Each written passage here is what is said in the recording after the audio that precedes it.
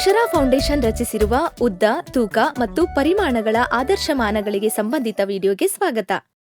ಅಕ್ಷರಾ foundation ರಚಿಸಿರುವ ಗಣಿತ ಕಿಟ್ನಲ್ಲಿನ ಅಳತೆ ಟೇಪು, ತಕ್ಕಡಿ ಹಾಗೂ ಬೇಸ್ 10ರ ಬ್ಲಾಕ್ಗಳ ಹಳದಿ ಕ್ಯೂಬ್ಗಳು ಮತ್ತು ರಾಡ್ಗಳನ್ನು ಬಳಸಿ ಈ ಪರಿಕಲ್ಪನೆಗಳನ್ನು ಪರಿಚಯಿಸಬಹುದು. ಇಬ್ಬರು ಕಿಟಕಿಯನ್ನು ಗೇಣಿನಿಂದ ಅಳತೆ ಮಾಡಿ ಹೋಲಿಸಿದಾಗ ವ್ಯತ್ಯಾಸವು ಕಂಡುಬರುವುದು. ಒಂದು ನಿರ್ದಿಷ್ಟ ಆದರ್ಶಮಾನವು ಈ ತೊಂದರೆಗಳನ್ನು ನಿವಾರಿಸುತ್ತದೆ. ಉದಾಹರಣೆಗೆ, ಈ ಕಿಟಕಿಯ ಉದ್ದ 100 ಸೆಂಟಿಮೀಟರ್ ಇದೆ.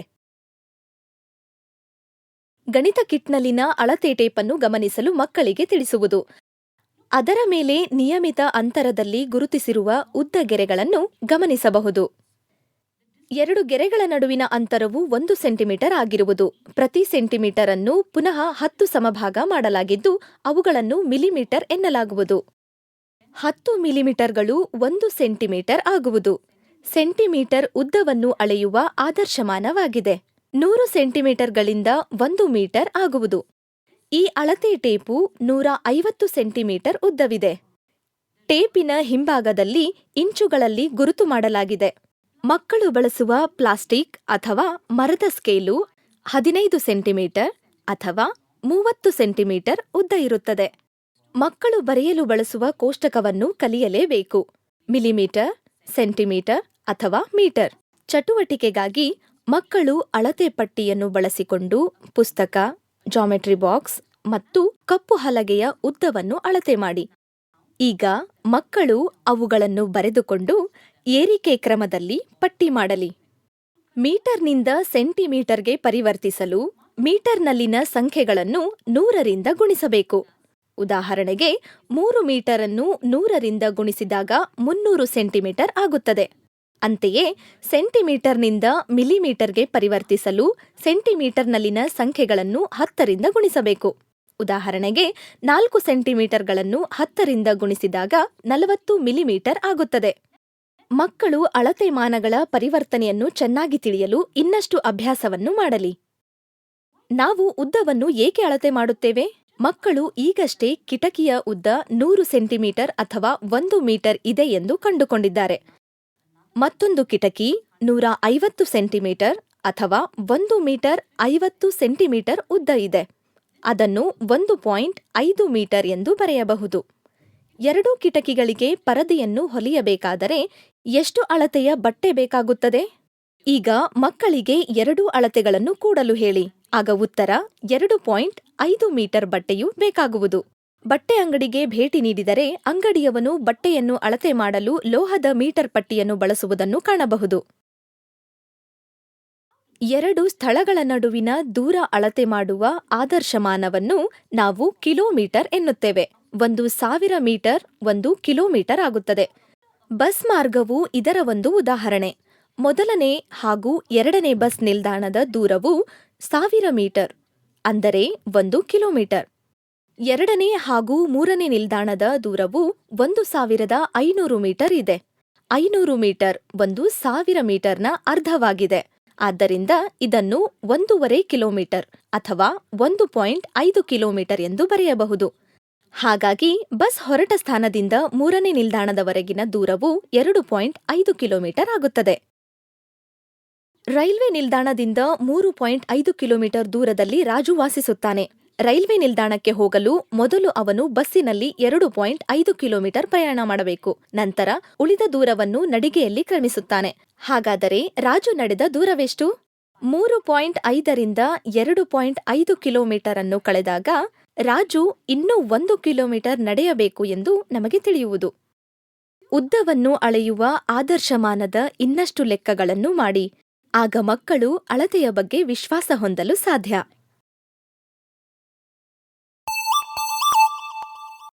ವಸ್ತುವಿನ ತೂಕವನ್ನು ಹೇಗೆ ಅಳೆಯುತ್ತೇವೆ? ಉದಾಹರಣೆಗೆ, ನಮ್ಮ ಕೈಯಲ್ಲಿ ಪೆನ್ಸಿಲ್ ಅನ್ನು ಎತ್ತುವುದರಿಂದ ಅದರ ತೂಕವನ್ನು ಕೇವಲ ಅಂದಾಜು ಮಾಡಬಹುದು. ಅದರ ನಿರ್ದಿಷ್ಟ ತೂಕವನ್ನು ಅಳೆಯಲು ತಕ್ಕಡಿ ಹಾಗೂ ತೂಕದ ಆದರ್ಶಮಾನವನ್ನು ಉಪಯೋಗಿಸಬೇಕಾಗುತ್ತದೆ. ತೂಕದ ಆದರ್ಶಮಾನವನ್ನು ಕಿಲೋಗ್ರಾಂ ಎನ್ನಲಾಗುತ್ತದೆ. 1 ಕಿಲೋಗ್ರಾಂ ತೂಕವು 1000 ಗ್ರಾಂಗಳಿಗೆ ಸಮವಾಗಿದೆ. ಮಕ್ಕಳು ಗಣಿತ ಕಿಟ್ನಲ್ಲಿರುವ ತಕ್ಕಡಿಯನ್ನು ಗಮನಿಸಲಿ. ಎರಡೂ ಬದಿಗಳಲ್ಲಿ ಒಂದರಂತೆ ಹಿಡಿಪ್ಪನ್ನು ಜೋಡಿಸುವುದು. ಪರಿಕಲ್ಪನೆಯನ್ನು ಮೂಡಿಸಲು ಕಿಟ್ನಲ್ಲಿ ಬೇಸ್ 10ರ ಹಳದಿ ಕ್ಯೂಬ್ಗಳು ಹಾಗೂ ನೀಲಿ ರಾಡ್ಗಳಿವೆ. ಇವುಗಳು ತೂಕದ ಅಳತೆ ತಿಳಿಯಲು ಗಣಿತ ಕಿಟ್ನಲ್ಲಿ ಇರುವುದರಿಂದ ತುಂಬಾ ಉಪಯುಕ್ತವಾಗಿವೆ. ಪ್ರತಿ ಹಳದಿ ಕ್ಯೂಬ್ನ ತೂಕ 1 ಗ್ರಾಂ, ಪ್ರತಿ ನೀಲಿ ರಾಡ್ನ ತೂಕ 10 ಗ್ರಾಂ ಇದೆ. ಕೇವಲ ಕ್ಯೂಬ್ ಹಾಗೂ ರಾಡ್ಗಳನ್ನು ತೂಕ ಮಾಡಲು ವಿನ್ಯಾಸ ಮಾಡಲಾಗಿದೆ ಎಂಬುದನ್ನು ಟಿಪ್ಪಣಿ ಮಾಡಿಕೊಳ್ಳಿ. ಈಗ ಮಕ್ಕಳು 2 ವಸ್ತುಗಳ ತೂಕವನ್ನು ಕಂಡುಹಿಡಿಯಲಿ. ಎಡಗಡೆಯ ಹಿಡಿಪ್ಪಿನಲ್ಲಿ ಪೆನ್ಸಿಲ್ ಬಾಕ್ಸ್ ಅನ್ನು ಇಡಲಿ. ವಿದ್ಯಾರ್ಥಿಯು ಬಲಗಡೆಯ ಹಿಡಿಪ್ಪಿನಲ್ಲಿ ಒಂದೊಂದರಂತೆ ನೀಲಿ ರಾಡ್ಗಳನ್ನು ಇಡಲಿ. ಕೆಲವು ಸುತ್ತಿನ ಅಭ್ಯಾಸದೊಂದಿಗೆ ಪೆನ್ಸಿಲ್ ಬಾಕ್ಸ್ನ ತೂಕದೊಡನೆ ಹೇಗೆ ಸರಿದೂಗಿಸಬೇಕೆಂದು ಮಕ್ಕಳು ತಿಳಿಯುತ್ತಾರೆ. 2 ಹಿಡಿಪುಗಳು ಸರಿದೂಗಿದಾಗ ಸೂಚಿಯು ಸರಿಯಾಗಿ ಮಧ್ಯದಲ್ಲಿರುತ್ತದೆ.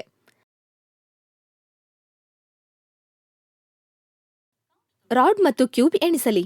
ಇಲ್ಲಿ ನಮ್ಮ ಬಳಿ 8 ರಾಡ್ ಹಾಗೂ 4 ಕ್ಯೂಬ್ಗಳಿವೆ. 80 ಗ್ರಾಂ ಮತ್ತು 4 ಗ್ರಾಂ ಕೂಡಿ 84 ಗ್ರಾಂ ಆಗುತ್ತದೆ. ಇದನ್ನು ಪುಸ್ತಕದಲ್ಲಿ ಮಕ್ಕಳು ಬರೆಯಲಿ. ಈಗ ಮಕ್ಕಳಿಗೆ ಪೆನ್ಸಿಲ್ ಅನ್ನು ತೂಕ ಮಾಡಲು ತಿಳಿಸಿರಿ. ಅದು 6 ಗ್ರಾಂ ತೂಕವಿದೆ. 2 ವಸ್ತುಗಳ ತೂಕ ಕಂಡುಹಿಡಿಯಲು 84 ಗ್ರಾಂ ಮತ್ತು 6 ಗ್ರಾಂ ಅನ್ನು ಕೂಡಬೇಕು. 2ರ ಒಟ್ಟು ತೂಕವು ಸರಾಸರಿ 90 ಗ್ರಾಂ ಎಂದು ತಿಳಿಯುವುದು. ಈಗ ಇನ್ನೊಂದು ಉದಾಹರಣೆ ಇದೆ. ಮಕ್ಕಳು ಕಡಲೆಕಾಯಿ ಪೊಟ್ಟಣ ತೆಗೆದುಕೊಂಡು ತೂಕ ಮಾಡಲಿ. ಅದರ ತೂಕ 375 ಗ್ರಾಂ ಇದೆ. ಒಂದು ಮಗು ಅದರಿಂದ ಕೆಲವು ಕಡಲೆಕಾಯಿಗಳನ್ನು ತೆಗೆದುಕೊಂಡರೆ ತೆಗೆದ ಕಡಲೆಕಾಯಿ ತೂಕವನ್ನು ನಾವು ಕಂಡುಹಿಡಿಯಬಹುದೇ? ಇಲ್ಲಿ ಉಳಿದಿರುವ ಕಡಲೆಕಾಯಿಯ ತೂಕ ಎಷ್ಟು? ಅದು 200 ಗ್ರಾಂ. ಇದನ್ನು ಬರೆದುಕೊಳ್ಳಲಿ. 375 ಗ್ರಾಂನಿಂದ 200 ಗ್ರಾಂ ಅನ್ನು ಕಳೆದಾಗ ತೆಗೆದ ಕಡಲೆಕಾಯಿಯ ತೂಕ 175 ಗ್ರಾಂ ಎಂದು ತಿಳಿಯುವುದು. ಸಕ್ಕರೆ ಅಥವಾ ಹಣ್ಣು, ತರಕಾರಿ ಅಥವಾ ಸಿಮೆಂಟ್ ಇಂತಹ ತೂಕವುಳ್ಳ ವಸ್ತುಗಳನ್ನು ಕಿಲೋಗ್ರಾಂಗಳಲ್ಲಿ ಮಾರಾಟ ಮಾಡಲಾಗುವುದು. 1000 ಗ್ರಾಂ 1 ಕಿಲೋಗ್ರಾಂಗೆ ಸಮ. ಕಿಲೋಗ್ರಾಂ ಅನ್ನು ಗ್ರಾಂಗೆ ಪರಿವರ್ತಿಸಲು ಕಿಲೋಗ್ರಾಂನ ಸಂಖ್ಯೆಯನ್ನು 1000ದಿಂದ ಗುಣಿಸಲಾಗುವುದು. ಅಂಗಡಿಯವರ ಬಳಿ ಆದರ್ಶಮಾನದ ದೊಡ್ಡ ಅಳತೆ ಇರುತ್ತದೆ. ಈಗ ಟೋನಿಯು ತನ್ನ ತಾಯಿಗೆ 500 ಗ್ರಾಂ ಈರುಳ್ಳಿ, 1 ಕಿಲೋಗ್ರಾಂ ಆಲೂಗಡ್ಡೆ, 250 ಗ್ರಾಂ ಟೊಮ್ಯಾಟೊ ಮತ್ತು 2 ಕಿಲೋ 500 ಗ್ರಾಂ ಕಲ್ಲಂಗಡಿ ಹಣ್ಣನ್ನು ತಂದುಕೊಡುವನು. ತಂದ ಎಲ್ಲಾ ವಸ್ತುಗಳ ಒಟ್ಟು ತೂಕವನ್ನು ಕಂಡುಹಿಡಿಯಬಹುದು. ಮಮತಾ ತನ್ನ ಶಾಲಾ ಬ್ಯಾಗ್ನ ತೂಕ 2250 ಗ್ರಾಂ ಇದೆ ಎಂದು ಹೇಳುತ್ತಾಳೆ. ಶಹೀದಾ ತನ್ನ ಬ್ಯಾಗ್ 2 ಕಿಲೋ 250 ಗ್ರಾಂ ತೂಕವಿದೆ ಎಂದು ಹೇಳುತ್ತಾಳೆ. ಯಾರ ಬ್ಯಾಗ್ ಹೆಚ್ಚು ಭಾರವಿದೆ? 2250 ಗ್ರಾಂ ಅನ್ನು ಕಿಲೋಗ್ರಾಂಗೆ ಪರಿವರ್ತಿಸಿದಾಗ 2 ಕಿಲೋ 250 ಗ್ರಾಂ ಎಂದು ಬರೆಯಲಾಗುತ್ತದೆ. ಇಬ್ಬರ ಬ್ಯಾಗ್ನ ತೂಕವು ಸಮವಾಗಿದ್ದು 2 ಕಿಲೋ 250 ಗ್ರಾಂ ತೂಕ ಹೊಂದಿದೆ. ಅಭ್ಯಾಸಕ್ಕಾಗಿ ಮಕ್ಕಳು ಗ್ರಾಂನಿಂದ ಕಿಲೋಗ್ರಾಂ ಹಾಗೂ ಕಿಲೋಗ್ರಾಂನಿಂದ ಗ್ರಾಂಗೆ ಪರಿವರ್ತಿಸುವ ಇನ್ನಷ್ಟು ಸಮಸ್ಯೆಗಳನ್ನು ಬಿಡಿಸಲಿ. ಮಕ್ಕಳ ತಿಳುವಳಿಕೆಗೆ ಮಾರುಕಟ್ಟೆಯಲ್ಲಿ ಬಳಸುವ ವಿವಿಧ ಸಾಮಾನ್ಯ ತಕ್ಕಡಿಗಳ ಹಾಗೂ ಎಲೆಕ್ಟ್ರಾನಿಕ್ ತೂಕದ ಯಂತ್ರಗಳ ಪಟ್ಟಿಯನ್ನು ಮಾಡಲಿ. ದ್ರವಗಳನ್ನು ನಾವು ಹೇಗೆ ಅಳತೆ ಮಾಡುತ್ತೇವೆ? ಅಂದರೆ ನೀರು, ಹಾಲು, ಪಾನೀಯ, ಎಣ್ಣೆ. ದ್ರವಗಳನ್ನು ಅಳತೆ ಮಾಡಲು ನಮಗೆ ಹಿಡಿಪುಗಳು ಬೇಕು. ದ್ರವಗಳನ್ನು ಪರಿಮಾಣದಿಂದ ಅಳೆಯಲಾಗುತ್ತದೆ. ದ್ರವ ಅಳೆಯುವ ಆದರ್ಶಮಾನ ಲೀಟರ್. 1000 ಮಿಲಿಲೀಟರ್ 1 ಲೀಟರ್ಗೆ ಸಮ. ಲೀಟರನ್ನು ಮಿಲಿಲೀಟರ್ಗೆ ಪರಿವರ್ತಿಸಲು 1000ದಿಂದ ಗುಣಿಸಲಾಗುವುದು. ಮಕ್ಕಳು ಕೆಲವು ಪದಾರ್ಥಗಳನ್ನು ತೆಗೆದುಕೊಳ್ಳಲಿ. ಅವು ಅಡುಗೆ ಎಣ್ಣೆ ಮತ್ತು ಹಾಲು. ಇಂತಹ ಮಾರಲಾಗುವ 1 ಲೀಟರ್ ಅಥವಾ ಅರ್ಧ ಲೀಟರ್. ರವಿ ಮತ್ತು ಟೋನಿಗೆ ಸ್ವಲ್ಪ ನೀರನ್ನು ತರಲು ಹೇಳುವುದು. ಇಬ್ಬರೂ ವಿವಿಧ ಗಾತ್ರದ ಹಿಡಿಪಿನಲ್ಲಿ ನೀರು ತರುತ್ತಾರೆ. ಯಾರು ಹೆಚ್ಚು ನೀರು ತಂದಿದ್ದಾರೆ ಎಂದು ತಿಳಿಯಲು ಇಬ್ಬರೂ ತಂದಿರುವ ನೀರಿನ ಪರಿಮಾಣವನ್ನು ಅಳತೆ ಮಾಡಬೇಕು. ಗಣಿತ ಕಿಟ್ನಲ್ಲಿನ 2 ಹಿಡಿಪುಗಳನ್ನು ಮಕ್ಕಳಿಗೆ ತೋರಿಸುವುದು. ಪರಿಮಾಣ ತಿಳಿಯಲು ಒಂದು ಬದಿಗೆ 100ರಿಂದ 1000 ಮಿಲಿಮೀಟರ್ ಆದರ್ಶಮಾನವನ್ನು ಗುರುತು ಮಾಡಲಾಗಿದೆ.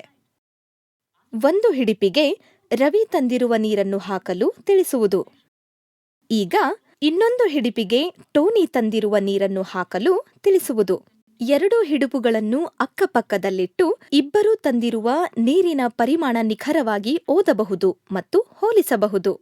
ಇದರ ವ್ಯತ್ಯಾಸ ತಿಳಿಯಲು ದೊಡ್ಡ ಪ್ರಮಾಣದಿಂದ ಚಿಕ್ಕ ಪ್ರಮಾಣವನ್ನು ಕಳೆಯಬೇಕು. ಈಗ ಮಕ್ಕಳು ವಿವಿಧ ದ್ರವಗಳನ್ನು ಅಳತೆ ಮಾಡಿ ಪರಿಮಾಣವನ್ನು ಕಂಡುಹಿಡಿಯಲು ಶಕ್ತರಾಗುತ್ತಾರೆ.